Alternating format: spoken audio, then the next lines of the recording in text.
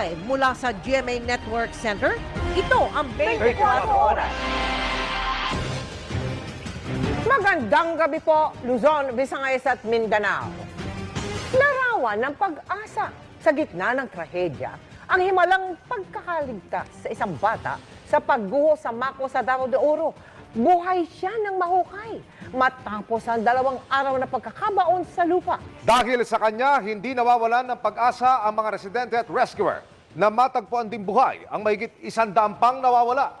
Dagdag pahirap lang sa nagpapatuloy na operasyon ang ulan at paggalaw ng lupa. Umakyat na rin sa 15 ang kumpirmadong patay. Ang latest sa sitwasyon doon, tinutukan live ni Jestoni Humamil ng GMA Regional TV 1 Mindanao. Jestoni. Mel, Vicky, Emil, matapos ang ilang araw, buhay na narescue kaninang umaga ang 3 anyos na batang babae. Umakyat na rin sa 15 ang namatay. Buhi oh. Anghel. Nagbunga ang sakripisyo ng mga rescuer bandang alas 7 ng umaga kanina. Isang batang babae ang kanilang nahukay. 2 araw raw nakabaon ang bata bago siya na-rescue matapos ang landslide sa Barangay Masara sa Mako, Davao de Oro. Agad dinala sa ospital ang bata na isinailalim sa mga pagsusuri. Ganon na lang ang pasasalamat ng kanyang ama na si Orlando Malacaste. Ngunit ang kanilang isa pang kapatid at ina hindi pa rin natatagpuan hanggang ngayon. Kinaman to siya kaya kuan kabir naman siya yang kinabuhi ang kuan na lang na karon problema ang katong magulang wa pa na-recover na pero ambot mo maingon nila nga patay na daw. So wala pa.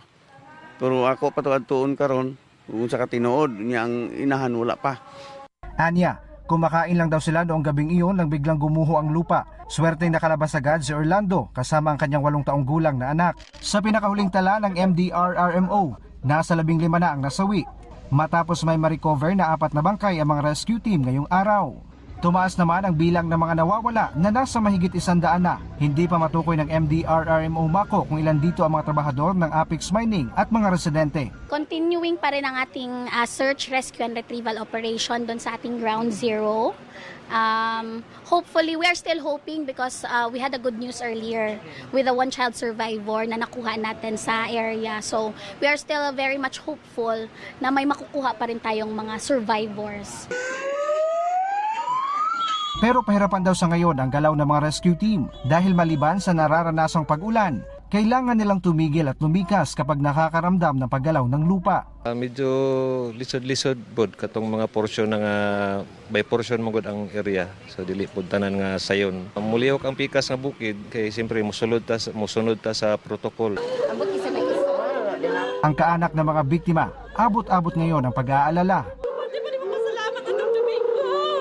Di naman napigilan ni Landrose ang emosyon dahil hanggang ngayon hindi pa rin natatagpuan ang kanyang asawa na natabunan. Sa Pag-asa naman kumakapit si Tatay Nestor na naniniwalang buhay pa rin ang kanyang nakababatang kapatid nakasama sa mga pasahero ng bus na natabunan sa landslide. Di namin magpakawa sa paglaom sir.